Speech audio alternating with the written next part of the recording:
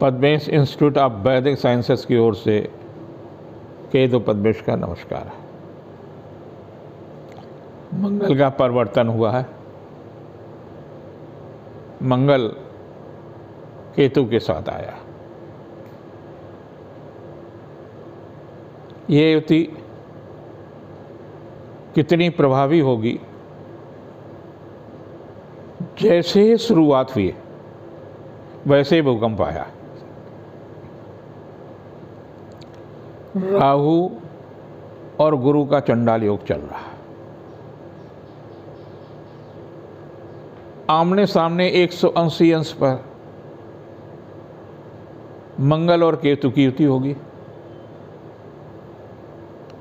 180 अंश पर राहु और केतु हमेशा रहता है।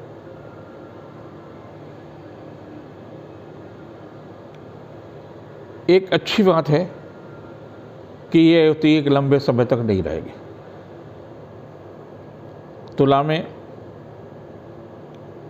मंगल यूँ तो 16 नवंबर तक रहेगा, लेकिन 30 अक्टूबर को राहु और केतु का परिवर्तन होगा। तो 30 अक्टूबर तक विशेष रूप से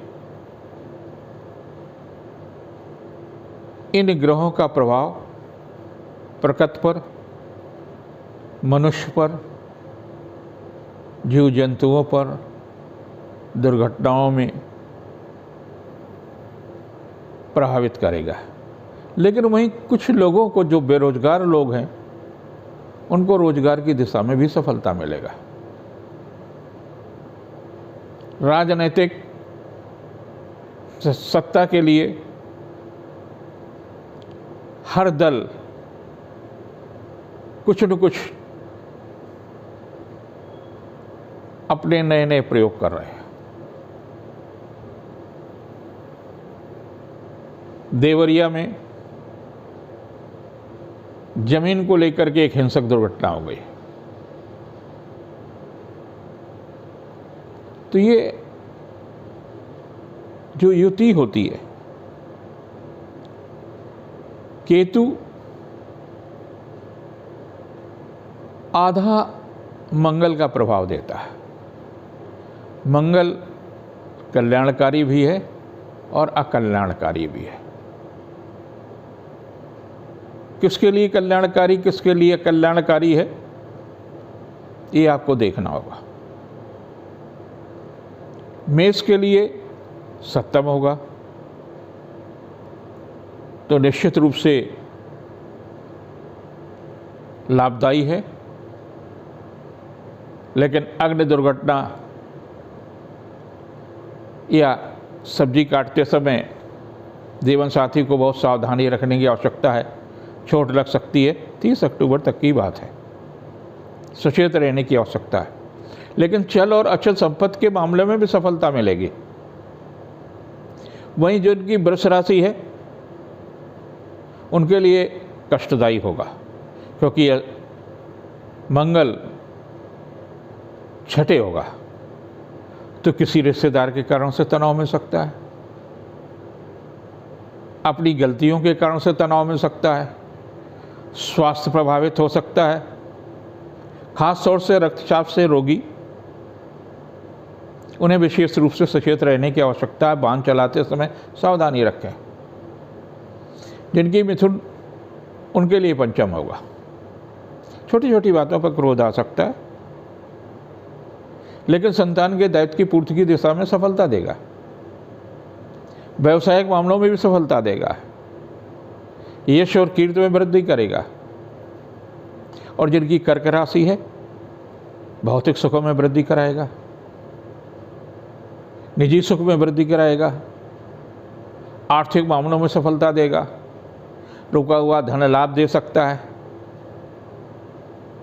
जिनकी सिंह है, किया गया पुरुषार्थ सार्थक होगा। नौकरी व्यवसाय आदि की दिशा में सफलता देगा। जीविका के क्षेत्र में भी सफलता देगा। और जिनकी कन्या है, उनके लिए मंगल की जो युति है, वो वाहन चलाते समय भी सावधानी हो सकती है। रिश्वत लेते या देते समय भी सावधानी रखें, पकड़े जा सकते हैं, न करें तो ज़्यादा बेहतर है। जिनकी तुला है, आपका तो आमने सामने का मामला है, जीवन साथी से झगड़ा विवाद मत करिए, ससुराल पक्ष से झगड़ा विवाद मत करिए, गुस्से में वाहन मत चलाइए। दाम्पत्य कारणों के कारण से कहीं न कहीं किसी न किसी प्रकार की परेशानी आ सकती है। जिसकी वृश्चिक है उसके लिए भी 12वें और 6ठे का मामला है, सावधानी रखने की आवश्यकता है। चोट लग सकती है, दुर्घटना हो सकती है। जिनकी धनु है, आय के मामले में व्यवधान हो सकता है और रुपया पैसे के मामले में सावधानी रखने की आवश्यकता है। मित्रों से बहुत सचेत रहने की आवश्यकता है, दुर्घटना हो सकती है। अगर आपकी मकर है तो भी सचेत रहने की आवश्यकता है। व्यय अधिक होगा, शाही खर्च से आपको बचना होगा। धार्मिक प्रबंध में वृद्धि होगी। और जिनकी कुंभ है, आर्थिक मामलों में लाभ मिल सकता है, विरोधी परास्त होंगे, लेकिन धन व्यय होगा, कहीं न कहीं तनाव रहेगा। और जिनकी मीन है, उन्हें तो विशेष रूप से सचेत रहने की आवश्यकता है। खास तौर से मित्रों के कारणों से किसी प्रकार का भी परेशानी आपको उठानी पड़ सकती है। खाने पीने में भी सावधानी रखिए। कोई चीज़ ऐसी भी आपको खिलाई जा सकती है जो आपके लिए कष्टदायी हो सकती है। मित्रों के हाथ का खाना न खाएं तो बेहतर है इन दिनों में। 30 अक्टूबर तक की बात है। कुछ व्यवसायिक मामलों में भी तनाव मिल सकता है। मंगल जमीन का कारक है, जमीन के पीछे विवाद हो सकता है, झगड़े हो सकते हैं, हिंसा हो सकती है। तो ज़मीन खरीदते समय कागजात आप अपने अच्छे वकील से ज़रूर दिखवा लीजिए कि आप जो ज़मीन, मकान या किसी प्रकार का संपत्ति क्रय कर रहे हैं, कहीं ऐसा तो नहीं आपके साथ में किसी प्रकार की फ्रॉड हो रहा हो। टेलीफोन पर तमाम प्रकार की कॉल आते हैं, तो आपको बहुत सावधानी रखने की आवश्यकता है कि आप अपना कोड नंबर या जो भी आपका नंबर हो वो न दें, क्योंकि बैंक मैनेजर डायरेक्ट अपना नाम बता करके ही फ़ोन करता है, वैसे नहीं करता। और जा कर के आप संपर्क कर सकते हैं, तभी कुछ करें। कॉल रिपीट ना करें तो ज़्यादा अच्छा है। बार बार रिजर्व बैंक भी आपको चेतावनी देता है, लेकिन इस अवधि में इस प्रकार की घटनाएं अधिक होंगी, आप भी बचें। जोखिम भरे कार्य जो लोग करते हैं उनको बहुत सचेत रहने की आवश्यकता है। मादक वस्तुओं के मामलों में भी सचेत रहने की आवश्यकता है।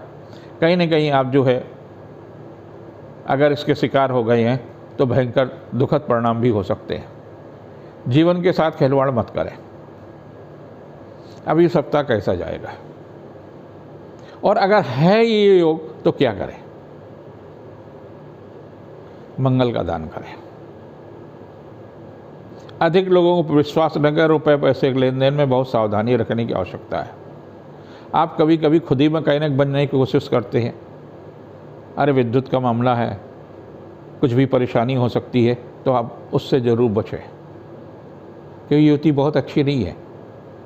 इस युति के प्रति लाभ भी है तो नुकसान बड़ा हो सकता है। तो नुकसान कैसे रोका जा सकता है? सावधानी से। खाने पीने में भी सावधानी रखिए। कई बार लोग प्रसाद दे देते हैं। जहर खुरानी आजकल ट्रेन, बस अड्डे या तमाम प्रकार के जगहों पर बहुत होता रहता है। आपको बहुत सचेत रहने की आवश्यकता है कि आप कहीं उसके शिकार ना हो जाए। आर्थिक मामलों में भी सावधानी रखने की आवश्यकता है। चलिए अचल संपत्ति के मामलों में भी जो आपका क्रय या विक्रय का मामला है उसमें सचेत रहने की आवश्यकता है। मन मजबूत रखिए और हनुमान जी की उपासना करें। अगर संभव हो सकता है तो 28 चालीसा हनुमान जी के गीता प्रेस गोरखपुर के खरीद करके जो लोग पाठ करते उनको दान करें। संभव हो तो सुंदरकांड भी आप करें और सुंदरकांड की पुस्तक का भी दान करें। मसूर की दाल होती है, अपने बजट के बराबर मसूर की दाल ले लें और उसको मंगल के दिन आप किसी मंदिर में दान कर दें या किसी धार्मिक स्थल में दान कर दें। ये कार्य आपके लिए लाभदायी हो सकता है। और अगर आप खुद जप कर सकते हैं तो ह्रीं धरणी गर्भ संभूतम विद्युत कांत संप्रभम कुमारम शक्तिहस्तम तम मंगलम प्रणमाभ्यम। इस मंत्र का रात को सोते समय 28 बार जप कर लें। सोकर जगह तो 28 बार जप कर लें। अगर आप स्नान करते हैं और पूजन करते हैं तो एक माला 108 बार की जप कर लें। निश्चित रूप से मंगल देवता आपका कल्याण करेंगे। ये सप्ताह काफ़ी महत्वपूर्ण है क्योंकि पितर पक्ष चल रहा है और पितर पक्ष का विसर्जन भी इसी सप्ताह होगा।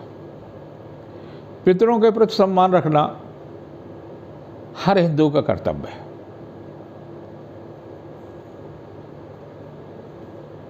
कई बार आपके मन में ये आता होगा कि पितर हैं या नहीं है, अनिश्चितता की स्थिति में भी आपका मन हो जाता है। वेद व्यास ने महाभारत ग्रंथ की रचना की जिसका एक हिस्सा गीता है। एक प्रसंग आता है जब युद्ध समाप्त हो गया और भीष्म पितामह मृत्यु की प्रतीक्षा कर रहे हैं उचित समय के लिए। एक दिन अचानक उनके नेत्रों से अश्रुधारा बहने लगी। सभी लोग परेशान हो गए, पांडव लोग, लेकिन वो किसी से भी किसी तरह की कोई वार्ता नहीं कर रहे थे। अंतोगत्वा कर्मयोगी भगवान कृष्ण के पास ये संदेह पहुंचा। वो पहुंचते हैं, वेद व्यास कहते हैं कि भीष्म पितामह ने उनको प्रणाम करते हुए कहा कि प्रभु, मैंने 3 जन्म का सब कुछ मुझे स्मरण है कि मैंने ऐसा कोई पाप नहीं किया जिसके कारण से। भगवान कृष्ण ने उनके मस्तिष्क पर हाथ रखा और वो धीरे धीरे धीरे उस जन्म में पहुंच गए जब वो रथ के साथ में युवा भीष्म जा रहे थे कहीं और रास्ते में नाग और नागिन कलरव कर रहे थे। इन्होंने बहुत प्रयास किया कि वो रास्ता छोड़ दें। जब नहीं छोड़े तो उन्होंने बाण से मारने के लिए नहीं, रास्ता हट जाए, तो वो बाण से सर्प जो है एक बबूल के पेड़ में जाकर के टकराया और उसमें जाकर के फंस गया और उसके बबूल के कांटों से वो आहत हुआ और उस कारण से उसका रक्त बार बार जमीन पर टपक रहा था। इन्होंने प्रणाम किया। तो इसका तात्पर्य ये हुआ कि पुनर्जन्म और पुनर्जन्म की मान्यताएं, पितरों की मान्यताएं, ये सारी सब कुछ वेद व्यास ने आज से 5227 या 28 वर्ष पूर्व जिस ग्रंथ की रचना की उसमें भी इस तरह का उल्लेख है। और हमारे सनातन जो धर्म है उसमें इस तरह का उल्लेख है। तो पितरों का सप्ताह है, आप पितरों को तर्पण अवश्य करें। अगर आप प्रतिदिन नहीं तर्पण कर सकते हैं तो श्राद्ध कर्म तो आपको याद ही होगा कि हमारे माता पिता या दादा दादी नानी नाना जिनके भी आपको स्मरण है उनका तो आप श्राद्ध कर्म कर ही सकते हैं। और नहीं तो 14 तारीख को पितृ विसर्जन अमावस्या है, तो पितरों को विदा करना न भूलें। अगर पितर आ गए और उनको आपने विदा भी नहीं किया तो पितर कष्ट भी देंगे। उनको आदरपूर्वक विदा करें, ये एक परम आवश्यक है। अब चलते हैं राशिफल पर। इनकी मेष राशि है, व्यवसायिक दृष्टि से काफ़ी महत्वपूर्ण, उत्साहवर्धक, धार्मिक और पारिवारिक वातावरण रहेगा। शिक्षा प्रतियोगिता के क्षेत्र में लाभ मिलेगा। वहीं 8-9 की तारीखें कुछ तनावपूर्ण हो सकती हैं, स्वास्थ्य को प्रभावित कर सकती हैं। 10, 11, 12 को शिक्षा प्रतियोगिता के क्षेत्र में सफलता मिलेगी, संतान के दायित्व की पूर्ति होगी और बुद्धि कौशल से किया गया कार्य संपन्न होगा। 13 और 14 महत्वपूर्ण है, लेकिन स्वास्थ्य के प्रति सचेत रहने की आवश्यकता है। कोई अप्रिय समाचार भी मिल सकता है। जिसकी वृषभ राशि है उनके लिए सप्ताह काफ़ी महत्वपूर्ण होगा। रिश्तों में मजबूती आएगी, पारिवारिक जीवन सुखमय होगा। विरोधी परास्त होंगे और 8-9 को किया गया पुरुषार्थ सार्थक होगा। जीविका के क्षेत्र में भी प्रगति होगी, रिश्तों में निकटता आएगी। 10, 11, 12 को किया गया पुरुषार्थ सार्थक होगा, उपहार या सम्मान में वृद्धि होगी, जीविका के क्षेत्र में प्रगति होगी, विरोधी परास्त होंगे, धार्मिक कार्यों में रुचि होगी। 13, 14 को धार्मिक और सांस्कृतिक उत्सव में हिस्सेदारी रहेंगी, जीविका के क्षेत्र में भी प्रगति होगी, उपहार या सम्मान में वृद्धि होगी। जिनकी मिथुन राशि है, व्यवसायिक दृष्टि से काफ़ी महत्वपूर्ण और उत्साहवर्धक है, जीविका के क्षेत्र में भी प्रगति होगी, शासन सत्ता का सहयोग मिलेगा। 8-9 को उपहार या सम्मान में वृद्धि होगी, सुखद समाचार मिल सकता है, आर्थिक मामलों में भी सफलता मिलेगी। 10, 11, 12 को किया गया पुरुषार्थ सार्थक होगा। फिर भी अधीनस्थ कर्मचारी, मित्र, भाई या किसी स्वजन से तनाव मिल सकता है। रुपए पैसे के लेन देन में सावधानी रखें। 13, 14 काफ़ी महत्वपूर्ण है, उपहार, लेकिन घर के किसी महिला से या महिला सदस्य जो पारिवारिक हो सकती है उससे भी तनाव मिल सकता है। जिनकी कर्क राशि है उनके लिए सप्ताह काफ़ी उत्तम होगा, व्यवसायिक दृष्टि से काफ़ी महत्वपूर्ण होगा। मंगल केतु की युति आपके लिए सुखद उत्साहवर्धक होगा, पारिवारिक सुख में वृद्धि करेगी। 8-9 को व्यवसायिक मामलों में सफलता मिलेगी, रिश्तों में निकटता आएगी, निजी सुख में वृद्धि होगी।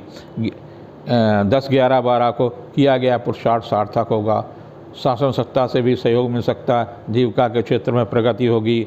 13, 14 को उपहार या सम्मान में वृद्धि होगी, सामाजिक प्रतिष्ठा बढ़ेगी। जिनकी सिंह राशि है, मंगल केतु का परिवर्तन आपके लिए जो युति है वो काफ़ी सुखद है, किया गया पुरुषार्थ सार्थक होगा, आर्थिक, व्यवसायिक, पारिवारिक नए अनुबंध की दिशा में सफलता मिल सकती है। 8-9 कुछ तनावपूर्ण तिथि है, स्वास्थ्य के प्रति सचेत रहने की आवश्यकता है, व्यर्थ की उलझनें मिल सकती हैं। 10, 11, 12 को सुखद समाचार मिलेगा, रिश्तों में मजबूती आएगी, प्रियजन भेंट होगा, संबंधों में निकटता आएगी। और 13, 14 को आर्थिक पक्ष मजबूत होगा, उपहार या सम्मान में लाभ मिलेगा। जिनकी कन्या राशि है, व्यवसायिक दृष्टि से व्यस्तता बढ़ सकती है, संतान के दायित्व की पूर्ति होगी, लेकिन भाई या बहन के कारण से तनाव भी मिल सकता है, स्वास्थ्य के प्रति सचेत रहने की आवश्यकता है। 8-9 को शिक्षा प्रतियोगिता के क्षेत्र में सफलता मिलेगी, जीविका के क्षेत्र में लाभ मिल सकता है। वहीं 10, 11, 12 को कुछ तनाव मिल सकता है, स्वास्थ्य के प्रति सचेत रहने की आवश्यकता है, मन खिन्न हो सकता है, व्यर्थ की उलझनें रहेंगी। 13, 14 को किया गया पुरुषार्थ सार्थक होगा, जीविका के क्षेत्र में प्रगति होगी। तुला राशि के लिए व्यवसायिक दृष्टि से काफ़ी महत्वपूर्ण है, लेकिन मन कहीं न कहीं अशांत रहेगा, अपनों से ही तनाव मिल सकता है, कुछ रिश्तों में भी तनाव आ सकता है, लेकिन आर्थिक मामलों में सुधार होगा। 8-9 को महिला अधिकारी का सहयोग मिलेगा, जीविका के क्षेत्र में प्रगति होगी, रिश्तों में निकटता आएगी। 10, 11, 12 को संतान के दायित्व की पूर्ति होगी, शिक्षा प्रतियोगिता के क्षेत्र में सफलता मिलेगी, कुछ सीखने की भी प्रवृत्ति आपकी सार्थक होगी। 13, 14 कुछ मन को खिन्न करने वाली तिथियां हैं, स्वास्थ्य के प्रति सचेत रहने की आवश्यकता है, व्यर्थ की उलझनें होंगी। जिनकी वृश्चिक राशि है, पारिवारिक दृष्टि से काफ़ी अच्छा है, लेकिन स्वास्थ्य के प्रति सचेत रहने की आवश्यकता है, व्यर्थ की उलझनें हो सकती हैं, अपनों से ही षड्यंत्र हो सकता है। वाहन चलाते भी समय सावधानी रखें और ख़ास तौर से मित्रों से बहुत ही सचेत रहने की आवश्यकता है। 8-9 को उपहार या सम्मान में वृद्धि होगी, निजी मामलों में सफलता मिलेगी। 10, 11, 12 को महिला अधिकारी का सहयोग मिलेगा, जीविका के क्षेत्र में चल रहा प्रयास सार्थक होगा, रिश्तों में मजबूती आएगी। 13, 14 को शासन सत्ता से भी सहयोग मिल सकता है, उपहार या सम्मान में वृद्धि होगी, रिश्तों में मजबूती आएगी। जिनकी धनु राशि है, पारिवारिक दृष्टि से काफ़ी महत्वपूर्ण है, उपहार या सम्मान में वृद्धि होगी, यात्रा देशाटन की स्थिति सुखद व उत्साहवर्धक होगी। 8-9 को स्वास्थ्य के प्रति सचेत रहने की आवश्यकता है, वाहन चलाते भी समय सावधानी रखें। वहीं 10, 11, 12 को सुखद समाचार मिलेगा, पिता या घर के मुखिया या धार्मिक गुरु का सहयोग मिल सकता है, रिश्तों में मजबूती आएगी, आध्यात्मिक बल बढ़ सकता है, धर्म के प्रति रुचि बढ़ेगी। और 13, 14 को किया गया पुरुषार्थ सार्थक होगा, उपहार या सम्मान में वृद्धि होगी। मकर राशि के लोगों के लिए व्यय अधिक हो सकता है, स्वास्थ्य के प्रति भी सचेत रहने की आवश्यकता है, आर्थिक मामलों में सफलता मिलेगी।